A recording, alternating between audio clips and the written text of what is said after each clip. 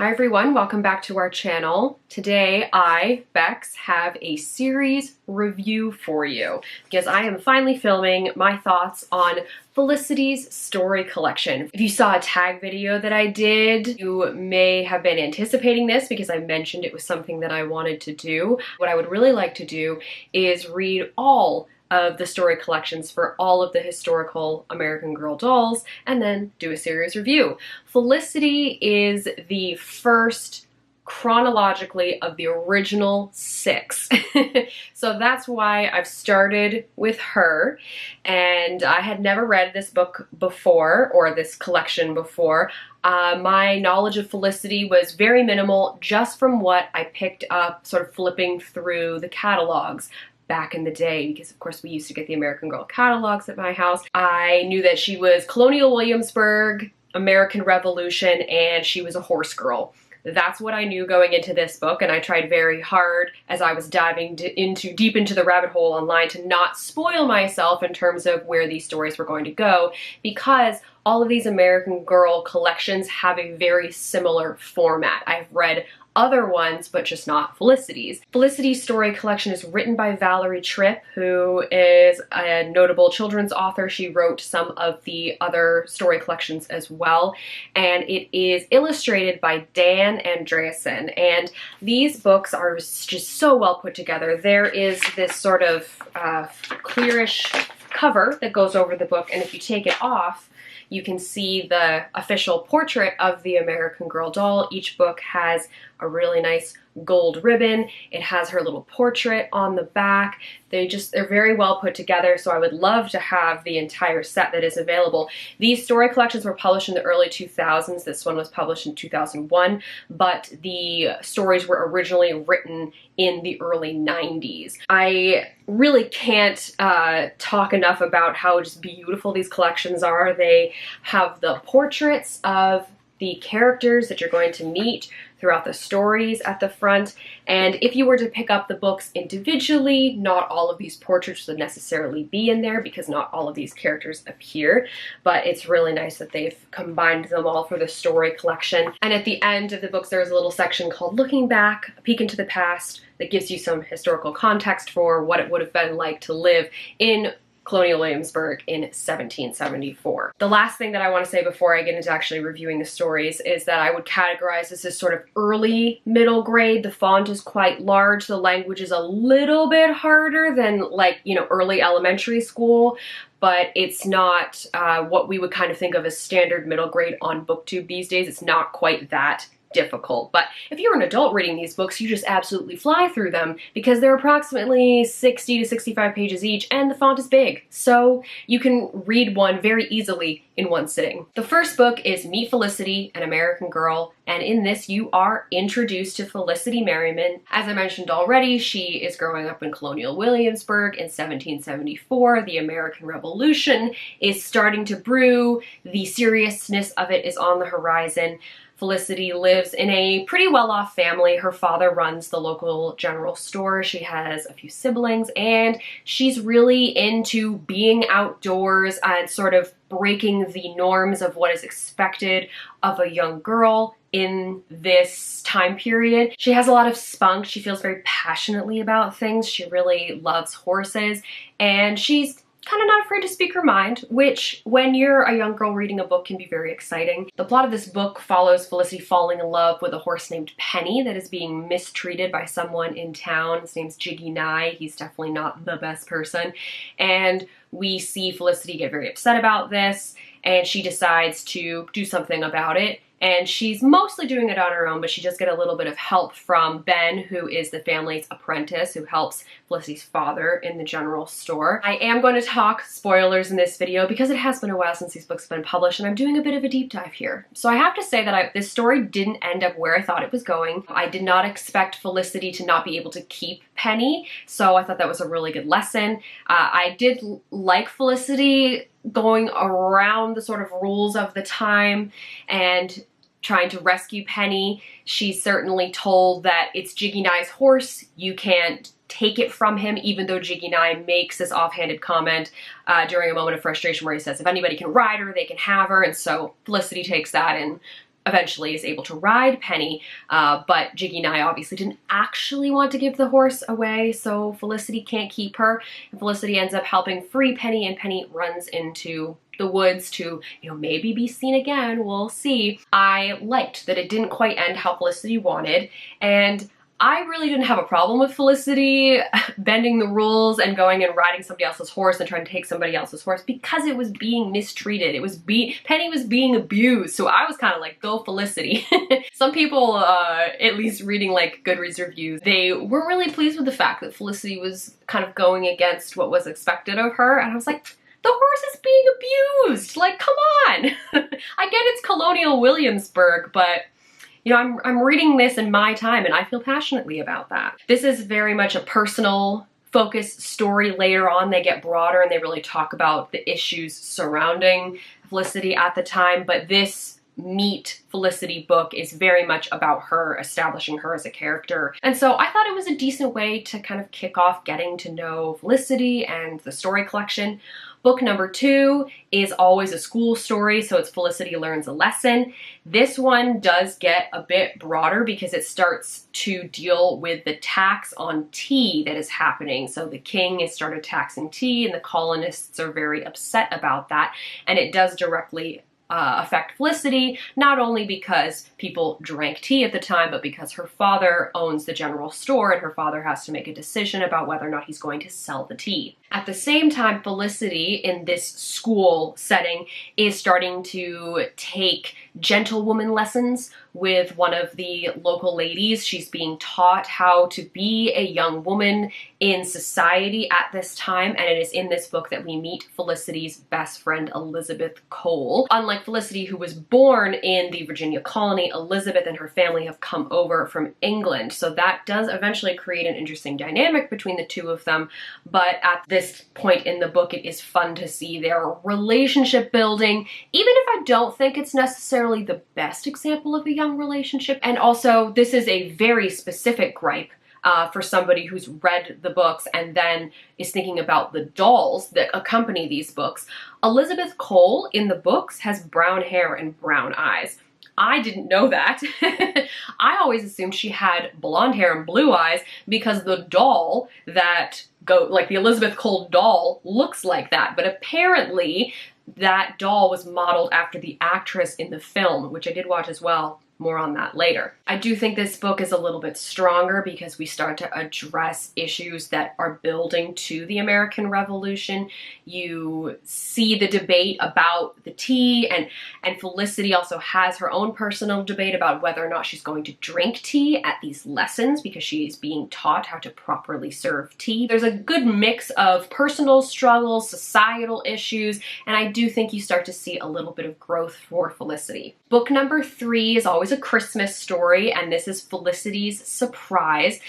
She gets invited to a dance lesson at the governor's palace. The governor at the time was the representative of the king in Virginia, so it's very much tied to the loyalist side of things. The dance lesson, it's basically a ball. It's not a simple dance lesson. Like, it's a big deal. Felicity is very excited about the possibility of going, but then of course you have the juxtaposition of her father kind of leaning more towards the patriot side, not wanting to sell tea in his store, but then Felicity wants to go to the ball at the governor's palace, and the governor is obviously a loyalist. This is sort of the young girl moment of the story, but for this ball, Felicity gets to have a new dress. So her mother starts sewing the new dress. It's a big deal, obviously. It took a lot of work back in the day to make clothing.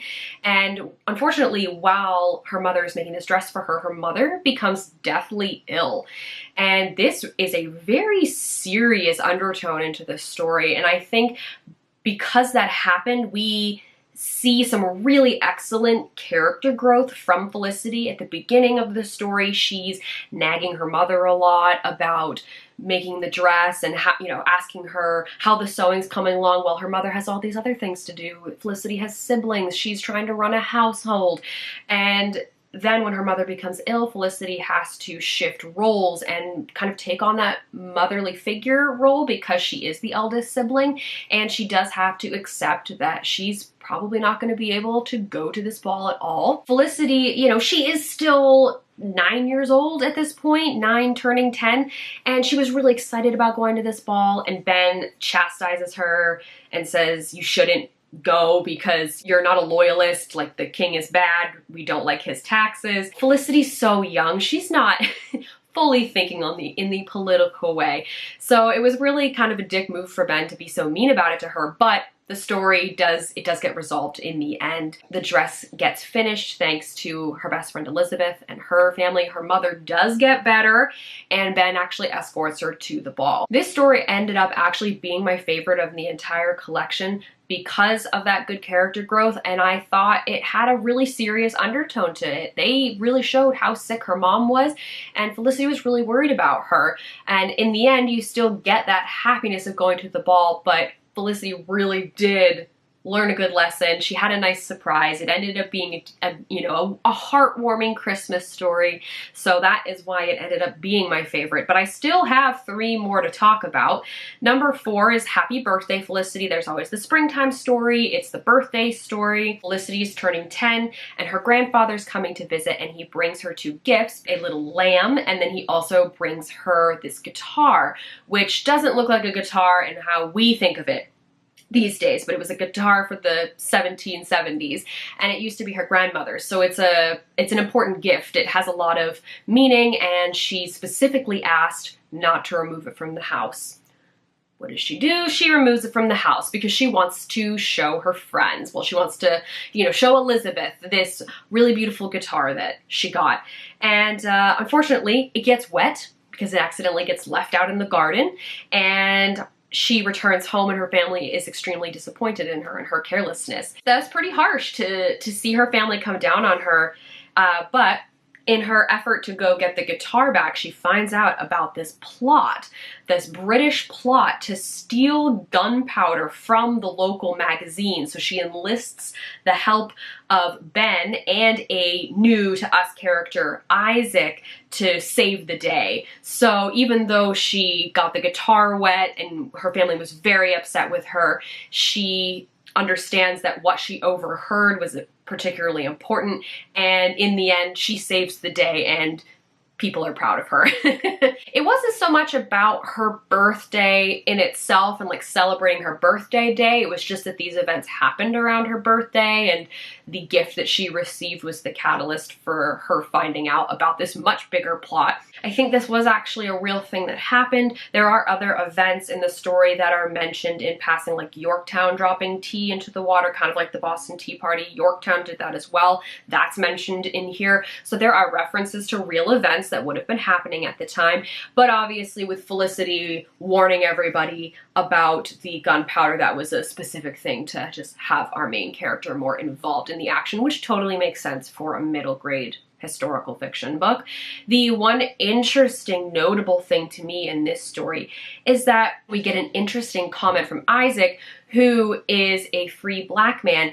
And when Ben and Felicity go to enlist his help to warn the town, he makes a comment about how he shouldn't be out at night. I just thought that was very interesting to just sort of drop that in there. They really don't talk much about that in these stories, more on that in a minute, but I did think it was interesting that they did have Isaac acknowledge the fact that as a free black man, it wasn't safe for him to be out at night. He still ends up helping them, but at least the line was in there. Book number 5 is where I'm going to get into more about Black lives in colonial Williamsburg. Book number 5 is Felicity Saves the Day. This is the summer story.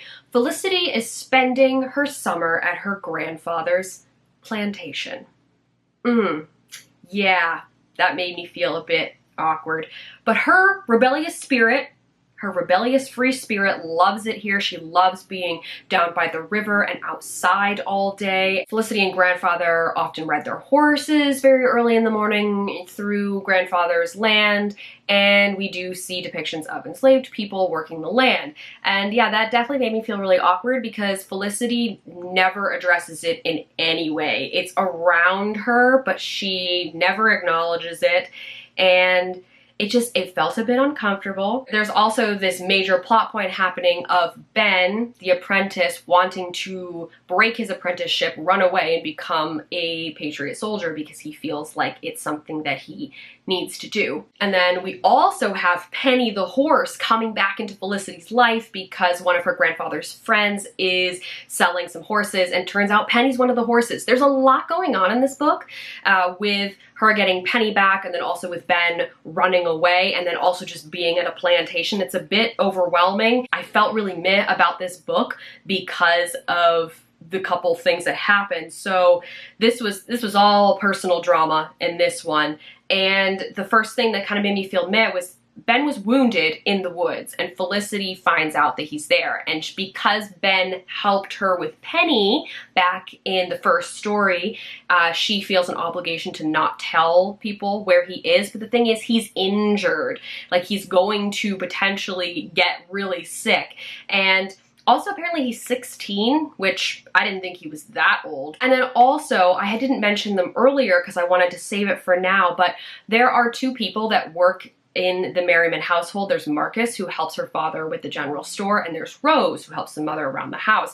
And earlier on in the story, I wasn't sure if they were servants or if they were enslaved people. And upon reading this story and learning that grandfather has a plantation, so yeah, Felicity's immediate family has enslaved people in their household. They each get mentioned a few times. Marcus has a couple lines, Rose maybe has one or two lines, but it's just a bit odd because they're just floating around there, and it's just never touched on, and so it did make me a bit uncomfortable. I don't think, considering this book was written in the 90s, I feel like it should have maybe addressed that a bit. Even with all that drama happening, things end quite well. Felicity gets to keep Penny because grandfather buys her from his friend, and Ben does come back and he makes an agreement with Felicity's father to basically work until he's 18, I believe, as an apprentice, and then he can make a decision about joining the Patriot Army. Things are all wrapped up pretty nicely in a little bow, just in time for book number 6, which is Changes for Felicity. This is the winter story.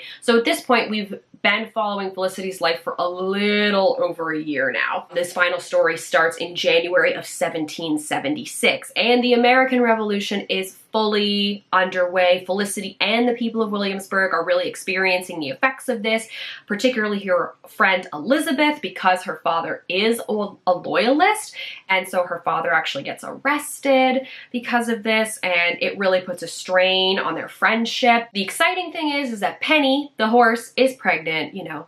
Big deal. We're gonna have a cute little baby horse soon, but grandfather has come to stay, and he's not feeling well. So once again, there's a few different things going on in this story. Grandfather does die in this book, and it's really upsetting for Felicity because she was so close with him. And even though I don't particularly love grandfather, you know, she really loves him, and a child reading this book could certainly have experienced something like this where they have a grandparent that they really love and that grandparent passes away. So it is dealing with something that somebody that age could certainly be experiencing. Penny being pregnant is kind of the exciting, happy thing that is occurring at this point. And we really get a full circle moment because Elizabeth urges Felicity to kind of make up with Jiggy Nye being the original owner of Penny, who's not a great person. She ends up mending that relationship, and Jiggy Nye assists with the birth of the colt that they name Patriot. Ooh, yay, so fun. I did like that Felicity had a couple of big changes to deal with in this story. It does say Changes for Felicity, and they've certainly followed through on that title. With grandfather grandfather's passing, and she has more responsibilities to take up now because they do talk about her father's going to be helping more with the war effort. He's going to be out of town sometimes helping deliver supplies, and Felicity's going to have to step up. It did lean a bit towards the personal with this one, but they did have the touch of the bigger societal things with the war sort of happening around them, and knowing that everybody's going to have to make sacrifices for it. Unfortunately, the story, it kind of cuts off before anything really dramatic surrounding the American Revolution happens, but I think that's also to kind of let your imagination run wild. And I really did like the redemption arc for Jiggy Nye, because it does tie in nicely with the first story from the series, and Felicity has grown as a person because she does eventually, mend that friendship, and she has, learning to take on more responsibility, knowing she does have to care for her siblings, but she does still have that original spirit that she had at the beginning. She might just be considering other people a bit more when she does things. Those are my thoughts on the 6 books in the actual story collection. I also want to talk about the movie that I mentioned earlier. So there is Felicity, an American Girl Adventure, which was released in 2005, and it stars a young Shailene Woodley as Felicity. So that was kind of fun to see. I was vaguely aware that this movie existed, and shout out to my local library for actually having it, because I live in Canada and they don't have any of the books, but they had the movie, so that was really handy of them. The movie follows Felicity for almost a year, sort of from spring 1775 until Christmas of that year, and it really combines a lot of plot points from the 6 books into that time frame, so things are moved around a bit, but a lot of the main plots are hit. And yes, this is a kid's movie through and through. Some of the acting is a bit questionable, but some of the acting's really strong as well. And, they have all the fun costumes, and you get to see that bond between Felicity and Elizabeth, and Felicity and Penny, and Felicity and Ben. And yeah, I do have to acknowledge the fact that it still does really ignore the realities of slavery, and Marcus and Rose as characters, I think Rose has 1 line and Marcus has maybe 2 lines. So they certainly didn't try to improve on that at all when making the film. I really did go down a rabbit hole when I was reading these stories in terms of the bigger world of American Girl. I learned about all the books kind of outside of the main story collection. So there are short stories, there are mysteries. Elizabeth has her own book as well that are all floating around out there. I don't have any particular desire to read all of them, even though it probably wouldn't take me that long. But yeah, there's a ton of books out there that expand upon the main series. There's also books that are non-story books, like craft books and things like that, that tie into colonial Williamsburg and talking about what Felicity's life would have been like there at that time.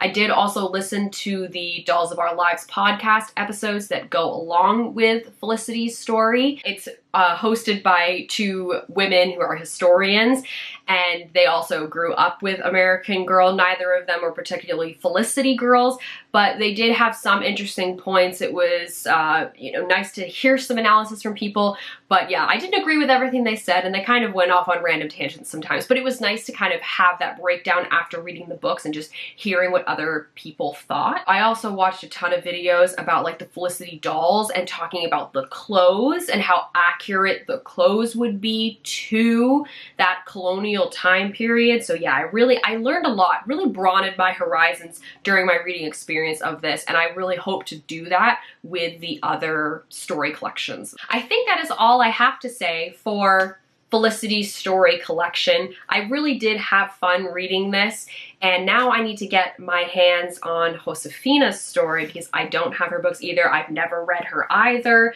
and so yeah, I'm keeping my eye on eBay because there are story collections floating around out there. I just want to try and find one that's in decent condition, so that'll be really cool because I knew a tiny bit about Felicity's story. I know nothing about Josefina's, so I'm really looking forward to getting to that.